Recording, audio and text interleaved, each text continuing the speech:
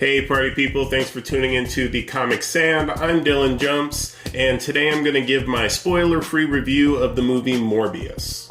So it's a funny story actually. I originally went and saw Morbius on opening night, and after watching it the first time, I was going to be pretty nice with my review, just blanket statement even at this point is that I was entertained by the movie, but I was originally going to be a lot nicer in my review until I actually went and saw it a second time with a group of friends, and when watching it with a group of friends, a lot of its faults became a bit more noticeable or prevalent, seeing as how we were laughing a lot of the time in not very comedic movie at all. There were some moments of comic relief, but we were laughing at a lot of the dramatic moments as well. So I'm not going to, like I said, spoiler free, but let me just say again, it was entertaining, and it wasn't that it was all, bad or funny when it shouldn't have been. There were, good parts to the movie.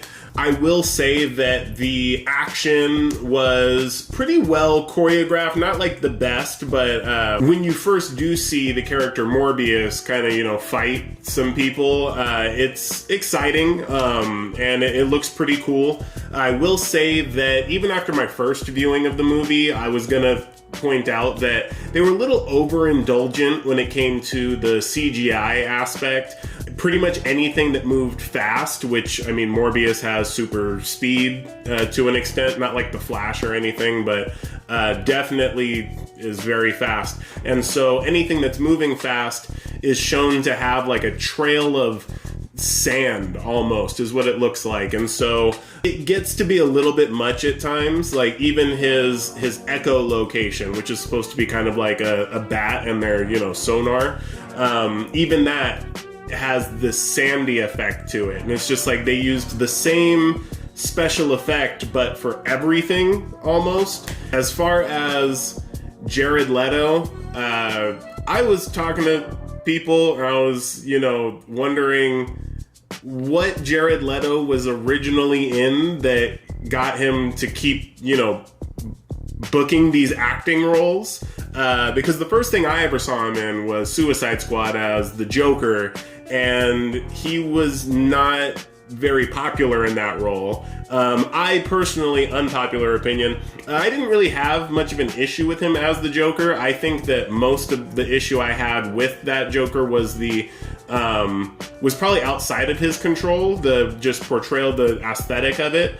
I think that showmanship wise, he kind of did remind me of the Joker from the animated series to an extent, not dead on or anything. Well, and then he's getting this Morbius role, and the logic doesn't make sense there because I've not heard anything great. I've not seen him do anything great, and they decided to take a chance on him in this one, and he just wasn't really doing it for me. I don't think he was horrible, but it is surprising to me that there wasn't anyone else that they could find to do it.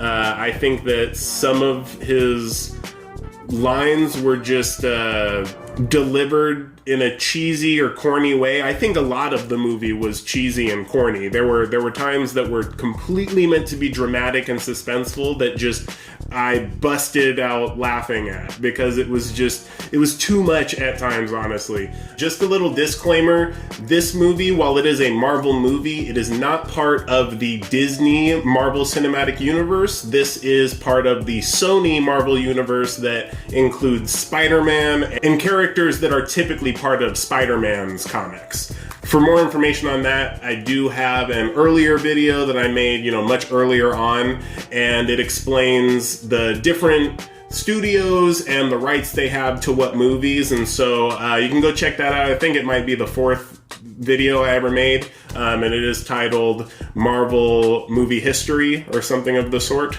So for this Morbius movie, don't go in with the same expectation that you have for the MCU, such as, the Avengers movies and all of that, because this isn't the same universe, not even the same studio. I'd say, if you're really into the comic books or even, Morbius is your favorite character, I'd say check out the movie. I don't think that you need to see it in the theaters. You can definitely wait until it, goes to Redbox or even becomes free on some streaming platform.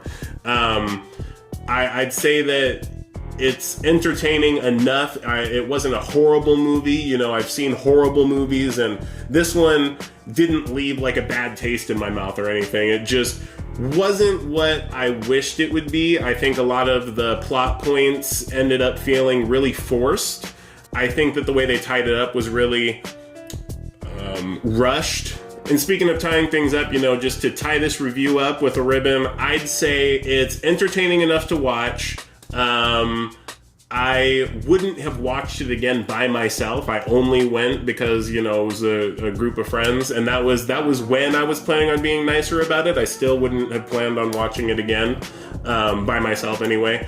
The performances weren't great. I'd say that the best performance was actually the guy who was the main comedic relief in the movie. That was Al Madrigal, which I've seen him in little parts before, and he's a comedian, and so he was the partner cop to Tyrese's character, who was also a cop, and so Tyrese was just kind of there. Like, I don't have anything bad to say about him. He just was not really given much to do in general.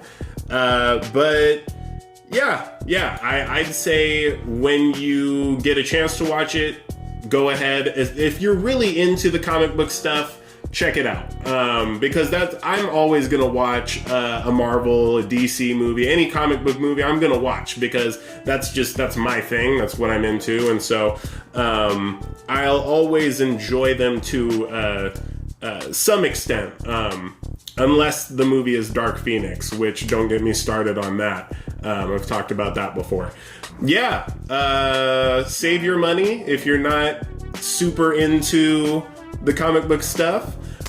Spend your money if you want to see it for yourself. So I'll just leave it at that. I don't want to beat a dead horse or kick a horse while it's down. As always, thanks for watching, and keep on keeping on.